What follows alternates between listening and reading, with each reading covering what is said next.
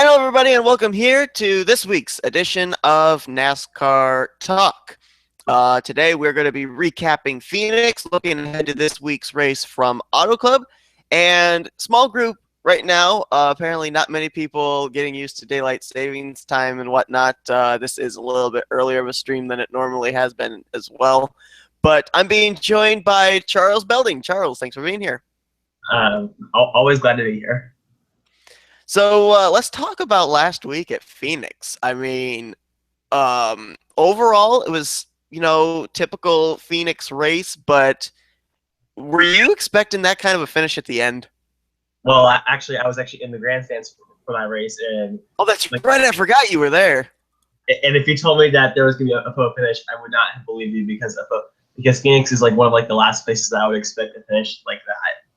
It's such a tricky track to pass, and the tires just don't wear like at all. So, but Carl Edwards made it work. Got underneath Kevin Harvick, beating Mangin, almost dead even. I consider it like classic NASCAR finish. And the interesting thing, too, is when we were talking about Phoenix last week, we were talking about how the place to pass is usually 1 and 2, but Edwards was able to make it work in 3 and 4. So that was maybe a testament to the low downforce package, the fact that Edwards was able to find some grip down there, but also the fact that Harvick was on old tires and Edwards had actually taken, I think it was 2 tires or 4 tires. I don't remember which it was. Yeah, he had good rubber, whatever the case was, better rubber than Harvick. But do you think it was the tires, or do you think it was the downforce package that allowed Edwards to be able to make that move down almost practically on the apron? I mean, if we go back to earlier in the race when after like the first caution, everyone came out pit road, and then about 20 laps later after the restart, Dale Earnhardt Jr. was able to make a pass on Kyle Busch. So you definitely could pass if you were on equal tires. Edwards had one of the best. Edwards just had one of the best cars throughout the whole race. So he was probably one of the few drivers that could have actually have been able to pull that off. You could make the argument that Phoenix isn't exactly an aero-sensitive racetrack because it is one of the short tracks. It's just a mile, so you could make the argument that aero doesn't really mean a whole lot, so it may not exactly be a product of the low downforce package. But in my opinion, had Edwards stayed out with Harvick Jr., Dale Jr., and Austin Dillon, I don't think Edwards would have been able to pull that off. Well, and to play off of that too, I kind of think that maybe the low aero force down package might have helped in the fact that with Phoenix, obviously, you've got warmer temperatures. The track's going to be heating up more. It's going to be a little bit slicker. And the fact that we were able to see, like you said, Dale Earnhardt Jr. was able to get by Kyle Busch on the inside line. Edwards was able to make that move. I think that the low downforce package kind of countered the heat in the track conditions to allow the drivers to be able to get their cars as low as they did and be able to make those moves. But on the flip side, we didn't get away from Phoenix without some kind of tire problems. We had Ryan Newman, Paul Menard, Brad Keselowski, Casey Kane all have problems with tire issues. So in that sense, it was still your typical kind of Phoenix race where you kind of knew tires were going to be an issue. Phoenix, I think, especially since its 2011 reconfiguration, has been.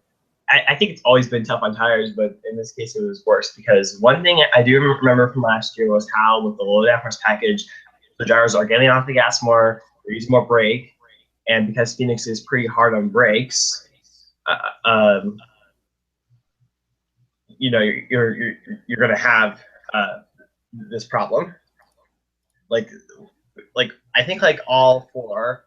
I think all 5 of 4 out of the 5 problems were because excessive brake usage, the bead in the tire melted and then caused the tire to go down. And as far as Brad Keselowski's incident with a right rear going down, I think they explained that there's two different switches by the brakes just below the steering wheel where you can actually adjust the front brake and the rear brake. And apparently Keselowski had used way too much rear brake or something. That's why we ended up having a right rear go down on the two rather than the typical right front that we'd seen most of the other drivers have problems with. Yeah, I had a feeling like Kozlowski, it, like when I saw the replay, I like I just think like was Kozlowski just using like more rear brake, and that was probably the case. So, to you, was it surprising that it was Harvick that actually beat Edwards to the line? Um, did you see maybe a different outcome happening there if Edwards had done something maybe a little bit differently? Because I think they door banged twice. What there do you think was maybe like the deciding factor into who was going to get to the stripe first? Because they looked dead even to me, about maybe 50 feet away from the start finish line. I mean, Harvick used the side draft off Carl Edwards' exiting turn number 4 to get uh, to and that ended up being the deciding factor. And then actually in his post race interview on Fox, Carl Edwards said that he purposely door slammed it into Kevin Harvick because, like, I guess like you can like do that to like keep your position or to keep the other driver from side drafting off of you. Um, I figured that if Edwards could have done anything differently, he would have done what he said in the interview, which is move him farther out of the way, and that would have helped him win. Now, we've had 4 races to start off this season, and 2 of them have happened in photo finishes, both of them around the 1/100th of a second range, Daytona and now Phoenix.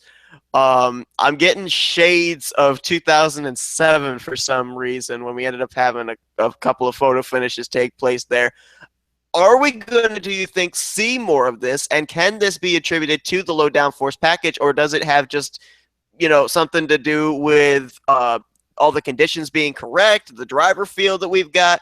Why are we getting these photo finishes, these really close finishes now? Yeah, I would have never like I expected the races to be good under the low downforce package, but I did not think that 4 races into the season we would already have 2 photo finishes. I think like I agree with you when you said like shades of 2007. How many more photo finishes we had? Well, I think knowing that we've already had 2 of those 4 races, I think we could be in for maybe like 1 or 2 more close finishes in the remaining of the season. Uh, I don't know what tracks we can expect them to come on because like I said earlier, Phoenix is one of the last tracks I expected to have like I expect to have like a close finish. So the fact that we have a close finish in Phoenix makes me actually a little bit more optimistic that as it could happen anywhere. And the thing too is that the drivers were actually asking for this kind of a low downforce package. They were saying, we can have better racing.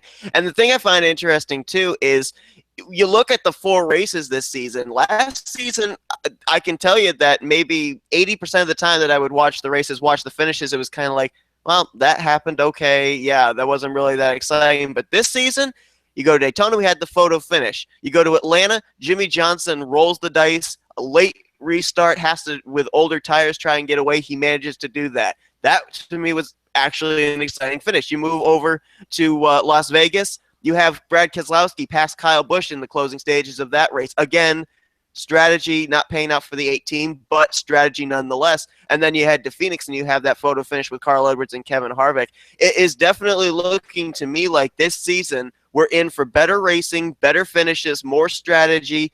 And to me, I'm seeing a huge difference in improvement between last season's racing and this season's racing, especially in the closing stages of each one of the races we've had so far. Yeah, I feel like that if you compare the first 4 races of last year to this year is miles ahead of last year. And also if you look at it, every single race has kind of had this like historical one of a kind feeling to it. Like for example, we have the closest finish in the 500 history this year. Atlanta, Joey Johnson tied Dale Senior wins.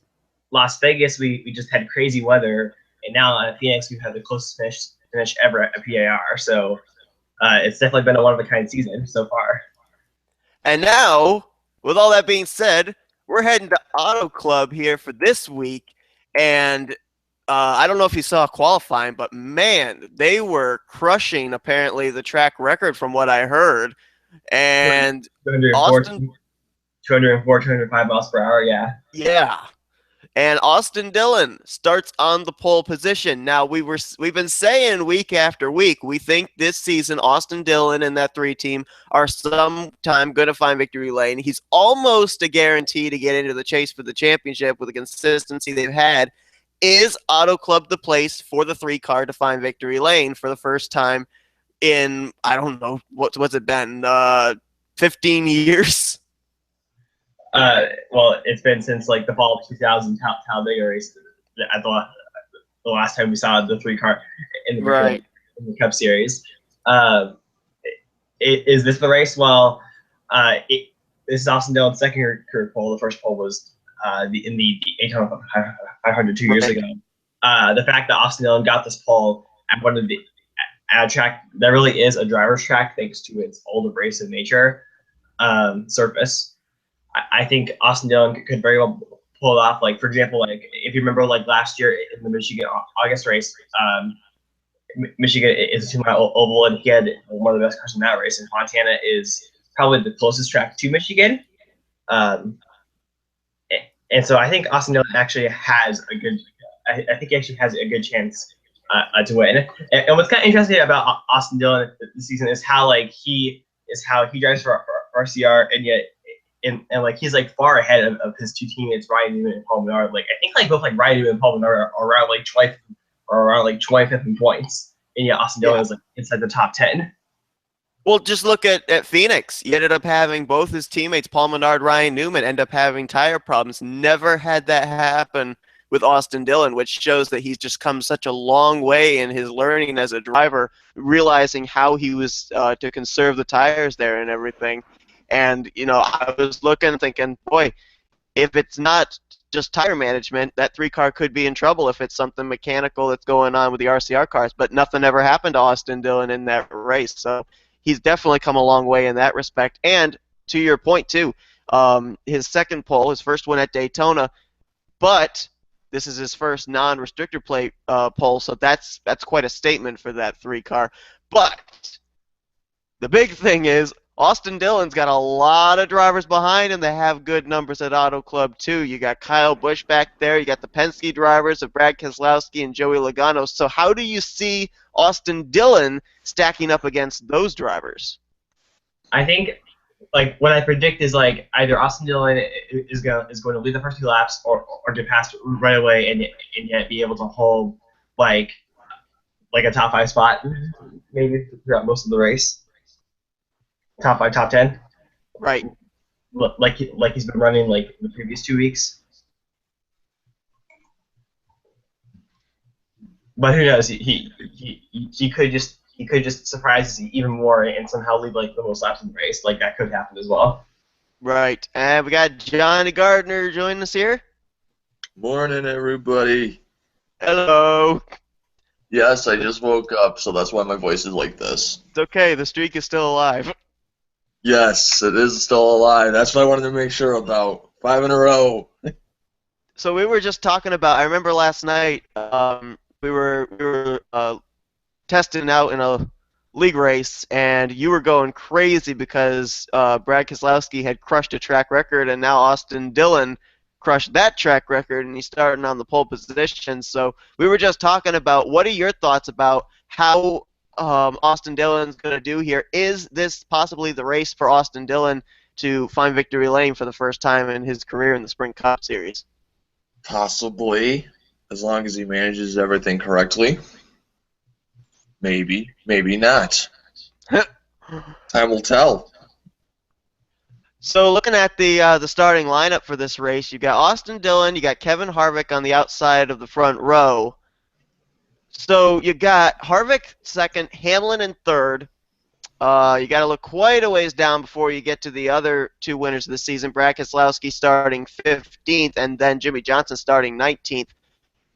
Do we have Auto Club as our first track for a repeat winner this season, or are we going to go 5 for 5 and first-time winners of 2016? I don't know yet. Possibly. That streak's hasn't been touched since 2014 and lately in 2000, last time in 2000. I think we could very well go 5-5 because I think there are drivers that have run strong so far the season yet have yet to find their feeling. For example, Kyle Busch has like he ran well at Las Vegas and Phoenix. He didn't get the win. Carl Edwards came close to winning last week. As far as other drivers that I think could win, but like one driver. Like one driver that I know can definitely win. Yeah, it's just had bad luck. Is Matt Kenseth, and definitely, and obviously, like who knows? Like look at the young upcoming drivers of Austin Dillon, Chase Elliott, and Ryan Blaney. Another young gun too that I noticed that qualified well, which really surprised me. I know we've seen a lot of speed out of the 17 of Ricky Stenhouse Jr., but Trevor Bayne qualified his way into 7th place for the starting lineup here. If I were to pick a track for Trevor Bayne to maybe lay down fast lap times, I probably would have picked something like Daytona or Talladega. Do we see Trevor Bayne as a possible sleeper pick that could come away with a good finish? Not necessarily a victory, but how long do you think we're going to see that 6 car up there in the top 10 for this race? And does he have a shot at a top 10 with the way we've seen him run the past couple weeks starting off the season? Maybe so.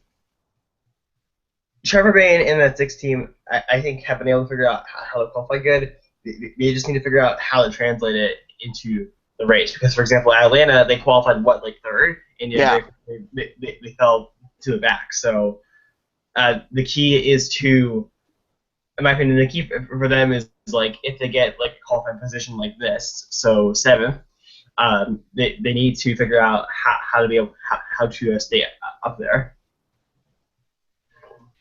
And then maybe they'll finally get a good finish. Exactly. So as far as go ahead, Johnny. I'm just agreeing. That's all. So as far as the rookies are concerned, Chase Elliott qualified the highest in 8th. Ryan Blaney not too far behind at 14th. Chris Buescher qualified in 16th place, and he actually was, I believe, top 5. I might be wrong. It's either top 5 or he was top 5 in opening practice. Yeah, okay, so I was right. Okay, yeah. I mean, if I remember correctly, it seems like... Wait, did I can't remember. Did Buescher drive Auto Club last year? Yes. I thought so. Last second fill in because Brett Moffitt had to go into 55 because Ryan Vickers got blood clots again. And so that left the 34 open, and so they got Chris Buescher. And I remember Chris Buescher getting a 20th place finish, top 20 in his Cup Series debut, actually finishing ahead of all 3 Roush cars. Yep, started 33rd, finished in 20th place. So, that was in a ride that he was put in last minute. He's pretty familiar now, I would think, with the 34 team. He could be another sleeper, possibly. Now, I'm not exactly sure if he's going to take Rookie of the Race from Chase Elliott or Ryan Blaney, but he could be one to possibly watch because that was a pretty stellar qualifying result for him, and he's obviously was fast in practice. He might be one to watch out for. Right. I would put Chris Buescher as a possible threat for a top 15 finish, but I'm not going to go any higher.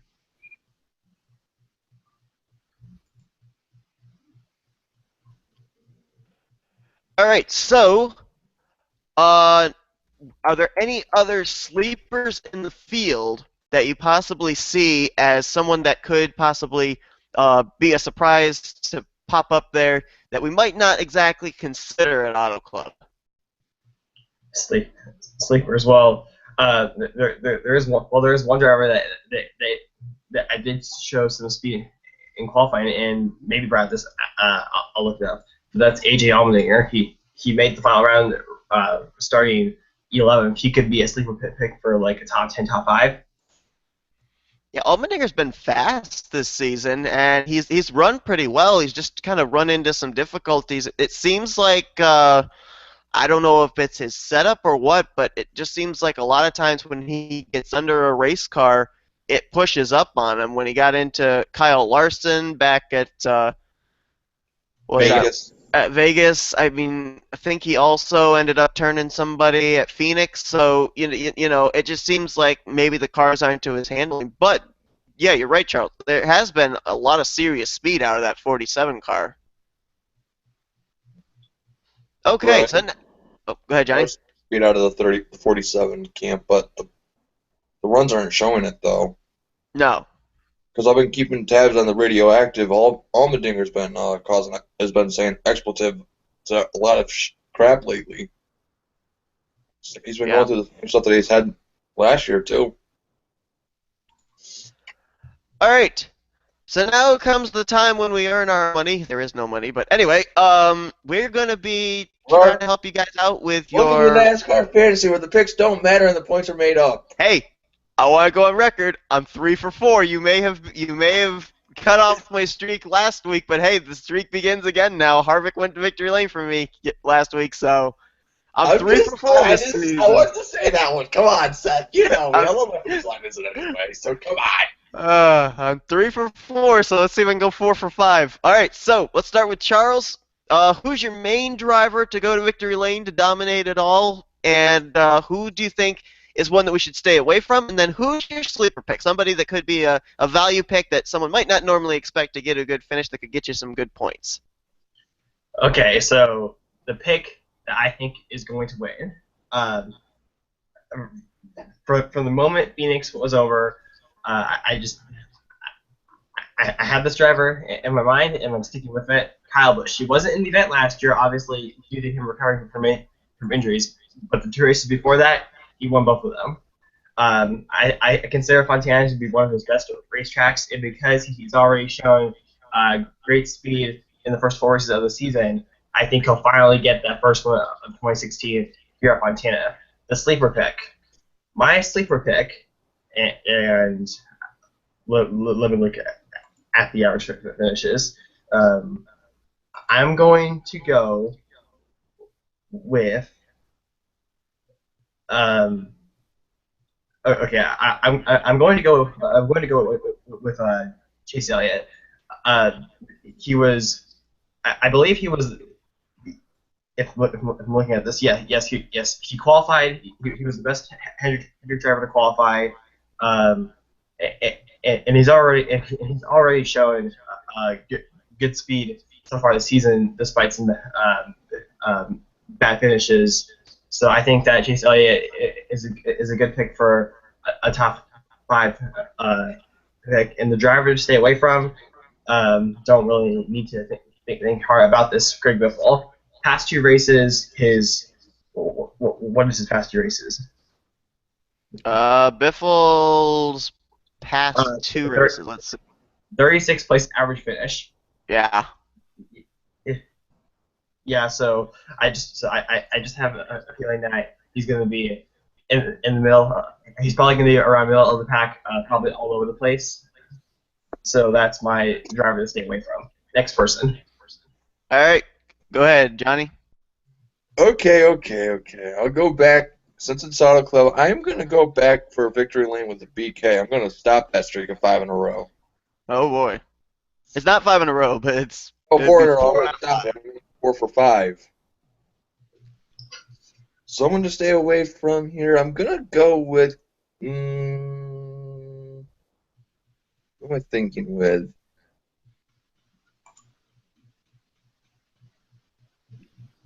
I'm going to say Stenhouse to stay away from. And All my right. sleeper, probably going to go with Trevor Bayne. Okay. Going with that 6 Okay. car. All right. Well, much like Charles, after the Phoenix race, I had a driver already picked out in my mind that I thought was going to be going to victory lane at Auto Club, and I'm going to go with another driver out of the Joe Gibbs Racing stables, and that's Carl Edwards. I think that he's going to definitely be looking for some redemption after just barely missing out on confirming himself a spot in the chase at Phoenix. Carl Edwards also has really, really good numbers at Auto Club. As a matter of fact, they're actually better than Kyle Busch's, believe it or not. He's only second in average finish at that track to Jimmy Johnson, and that's 3 starts less than Johnson's made. 18 starts, and he's finished in an average of 8th place. That is a lot of really good, consistent finishes. In those 18 starts, 14 of them have been in the top 10. And the other interesting thing, too, about him is he's actually been out in front at Auto Club, too. You know, I don't really always think about Carl Edwards as a lap leader, but he's been out in front before, and he's actually had a pole position at this track. So he knows how to get around it, and we know the Joe Gibbs Racing Toyotas have been really good. So I think Carl Edwards is going to get some redemption. He's going to be my pick to win the race. My driver to stay away from, this one for me is also very easy. The luck has just been not coming the way of Casey Kane this season. He was running well at Phoenix, had a tire blow. His numbers here at this racetrack, despite being, I think he was, let's see, he was 6th fastest in opening practice. He qualified 12th, but the numbers are not there. In his last 2 starts at this racetrack, he's got a 29th place finish. And one of those was a DNF. So the numbers are just not there for Casey Kane. Stay away from him, even though it's seeming like the Hendrick cars have good speed. Casey Kane is the weak link, I think, out of the Hendrick stables. And then my driver for a sleeper pick, he's starting near the rear of the field, but do not be deceived. He was 13th fastest in practice. This is a track that caters to a driver that likes to run the high line. Kyle Larson, he may be starting 32nd, but drivers that are near the rear of the field that work their way up to the front gain you points in NASCAR fantasy. And Kyle Larson, I think, is going to be a driver you're going to see very quickly pick his way through the field, and you're going to see him up in the top 10 as long as they can get him a car that he's able to run the high line with. You got to remember back to Auto Club when it came down to him and Kyle Busch that one time. I think you're going to see a lot of speed out of Kyle Larson, despite the fact he didn't have a good qualifying result, and I think he's going to be a good sleeper pick. Chad Johnson is already proven to be a great crew chief. Sarcasm. Yeah. I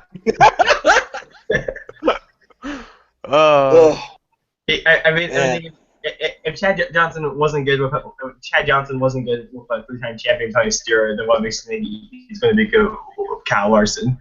Yeah.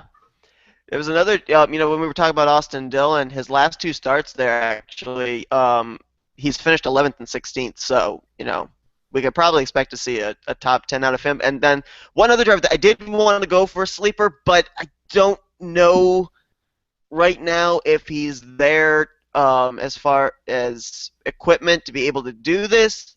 But Brian Vickers has 1 start in the past 2 years, and that was a 7th place finish. And Vickers actually has pretty good numbers, a 15th place average finish in 15 starts at that track, highest finish of 3rd place. So, they're putting him in the car for Tony Stewart for this week, so maybe the 14's going to do something? I don't know.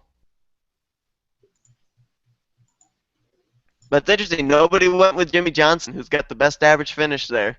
He was good at Fontana back when Fontana was a 500-mile race, but has never really ever run good there when it was a 400-mile race. I mean, Johnson could have maybe had won the 2014 race had his tire not go down in the race. I actually almost forgot about that performance. But he just simply has not been good at Fontana in recent years, despite being I think he's the all-time win leader at that track. I think so, yeah, 5 wins. But to kind of counter what you just said there, that he hasn't had the best of finishes. In 21 starts, his lowest finish, 24th place. So, it's not like it's 41st, 42nd. So, even with his poor runs, they've at least been somewhat respectable low finishes. Right. And actually, if he leads 45 laps in tomorrow's race, he'll have cracked the 1,000 laps led mark at Auto Club. No one else has done it yet at this track. Nope. Closest one to him He's got 955. The closest one to him is Kyle Busch with 604. So no one's going to get close to that, at least not this year. All right, so for the wrap up here, is there any stories going on in NASCAR that we should discuss to finish this episode I was off? hearing about Kevin Harvick leaving Stuart Haas and possibly going over to Hendrick with Casey Kane being released early. I've That's heard about that. this is I'm like a rumor thinking it's though. just rumors, but I mean, I think Kevin Harvick has said that he's not going to leave the team. Like I've seen like a couple of articles about that, but like as far as the rumors, I think it's just like rumors spread by like fans. Um, I mean, like I can understand why some people are saying that because I think it's just like I just think it's coming from people who think that Stewart Haas Racing going to Ford is going to be a downgrade, and if Kevin Harvick wants to consistently run up front, how about he gets into the 5 car, and Kane goes to like the 4 car or whatever. But Kane's contract goes through 2018, and they'll be going to Ford's in 2017. So I doubt the contract is going to break like last minute. well, not only does Casey Kane have that contract, but over in the Stewart Haas Racing stables, Kevin Harvick. Okay, if he did move over to Hendrick, guess who's not coming with him? Crew chief Rodney Childress, because Childress is locked up through 2018 with Stewart Haas Racing. So I do not see Kevin Harvick breaking up that duo that has worked so well over at Stewart Haas just to go over and run a Chevrolet at Hendrick Motorsports. I don't see the benefit of giving up a crew chief like Rodney Childress.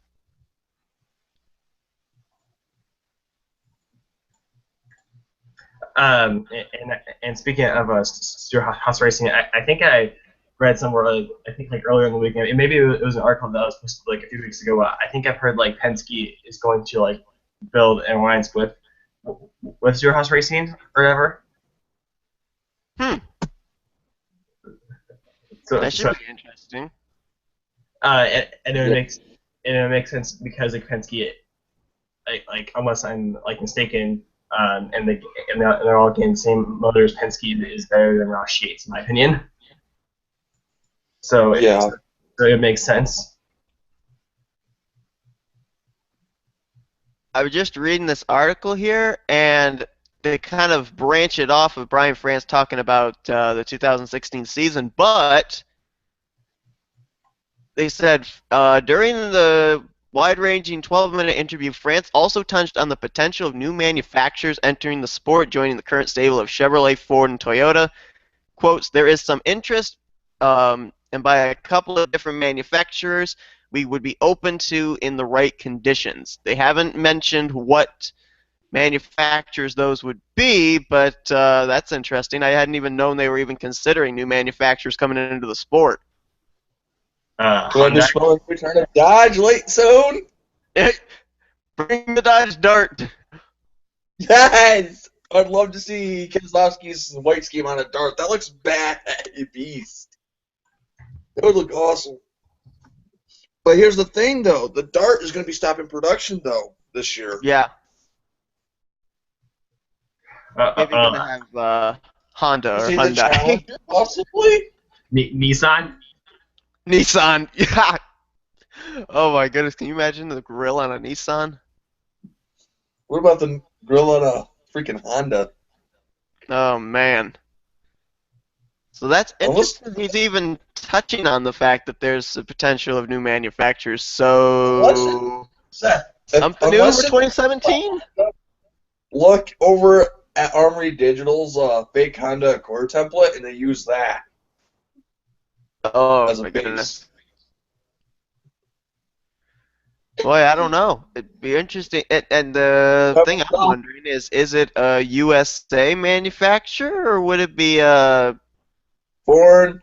foreign manufacturer? Because, Toyota kind of broke the ice. I don't know.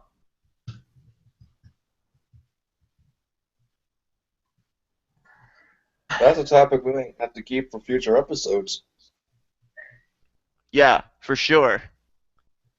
I mean, like personally, I think if like a new if like a new manufacturer like enters the sport, I think it's gonna I think it's probably gonna have like the same journey that Toyota went through, and that is like starting the truck series and then slowly work your way up to the higher divisions. Just my opinion.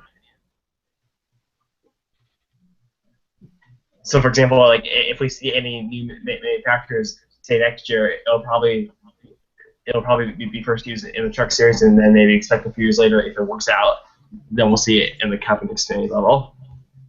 Right.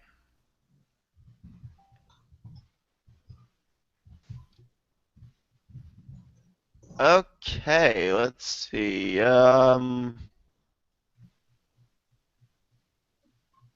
Just trying to see if there's any other top stories. Doesn't really look like there's really much else going on. Slow week. Yeah. Let's see. Oh, bees force NASCAR to abandon flag stand. Yes, bees. The bees. Last year they did Garrett Cope's trailer. Now this year they're on flag stand. Boy, the elements are not working in NASCAR's favor. First a sandstorm and now bees. Oh man. It looks like it looks like Vickers is going to be in the car from Martinsville. Yep. And actually, speaking of a Vickers, I wanted to get to this earlier, but I'm actually kind of surprised about how so far we've had two races with Vickers and we've had two races with Ty Dillon, and I, and I would have thought that Vickers would have performed better than Ty Dillon, but yet it's been the opposite. Ty Dillon got a 17th place at Atlanta and then actually a 15th place at Phoenix. That, that, that's kind of surprised me. I expected it to be the other way around. Yeah. Yeah. But he's not been too bad when they put him in the car. Vickers still, I think, has the talent. He just needs to be in the right equipment. I think Stewart Haas Racing's a pretty nice fit for him, and I think that the situation is really good with the fact that, if Vickers just isn't feeling up to it, they've got the backup of Ty Dillon. There was actually, I didn't read it, but they did have a kind of a potential timetable as to when Stewart could be expected to come back. And if I can find it, that would be amazing.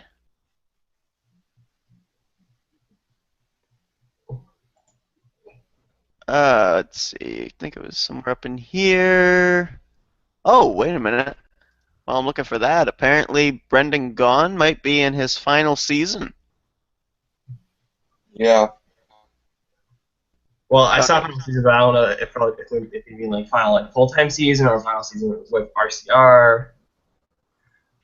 Let's see. Um, Brendan Gaughan. Oh yeah, last season that he would be driving the number 62 for Richard Childress Racing in the Xfinity Series. Um,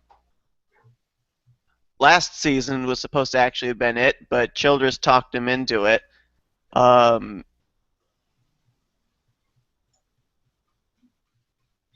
I guess for the benefit of his grandsons Austin and Ty Dillon. So it's sounding like he's gonna be retiring. I don't know. Running Gone for a long time to me has kind of been one of those like underdogs, especially after coming so close to winning the 2003 Truck Series championship. Remember the whole Jimmy Smith can kiss And my. telling Jimmy Smith to kiss his ass. Yes. Okay. Let's see. Can't forget that down in my head though. Was Jimmy Smith owning like 6 trucks in that race? Yes, I think so. God, that was. Let's see. Stewart's next scheduled doctor's appointment will be in April, late April. So I don't know. maybe summer is when we're looking at Stewart potentially coming back. Maybe. I mean, earlier I think they like kind of said like, well, maybe he'll come back uh, in the All Star race just like Kyle Busch or whatever. I don't know if he's gonna come back as soon as Kyle did, though. Wait, Kyle came when did back to Kyle the come All-Star. back? Was I it don't know about. Infineon or was it the race before Infineon? Uh, Mm, Michigan? I don't remember. if we're talking about Kyle Busch, he came back for the All Star race weekend, and then his first points race was the That's quality. right. Yep, yep. And that's usually in May. I don't know. Yes. Maybe we could see Stewart back in May. It all depends on how that doctor's appointment goes in late April. How far along he is. I mean, I feel like Tony Stewart's injury is more severe than Kyle Busch's injury, Right.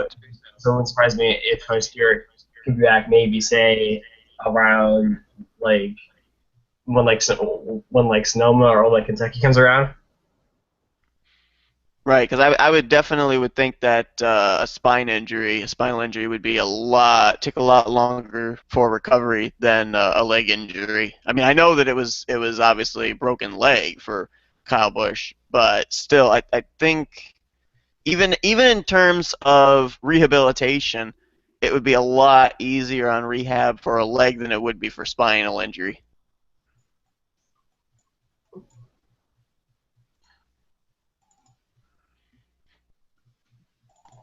All right, so I think if there's no other things to touch on here, that's going to end off this week's episode of NASCAR Talk.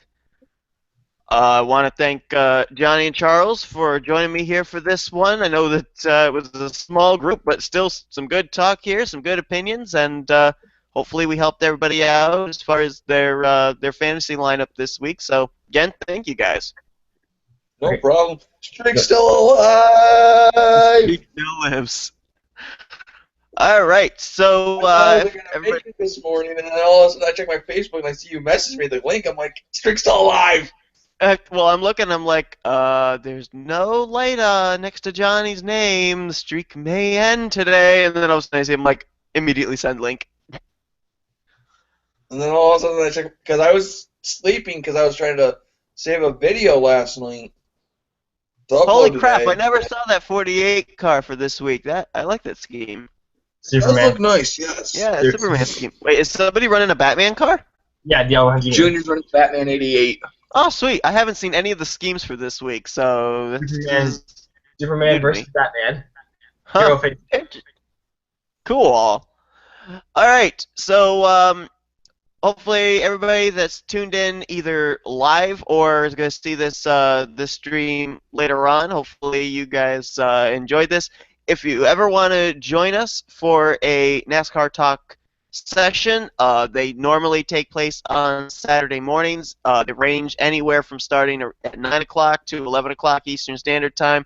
There have been a couple of occasions this year where they've taken place in the afternoon, just based off of when I'm able to get the race or get the time to be able to do them. But if you ever want to join us, they're on Saturday morning. Just let me know. I'll shoot you the link, and you can join us for the hangouts and voice your opinion. So we've given you the recap from Phoenix, the look ahead to Auto Club, and then next week Is an we will off be week. having an off week, but Yes. we may still have. We're probably still going to have a live stream to talk about the results of Auto Club, and then the following week we look ahead to that race weekend at Martinsville Speedway. So. Once again, Johnny, Charles, thanks for joining me, and see you guys next time on NASCAR Talk. See you next week. Mm-hmm.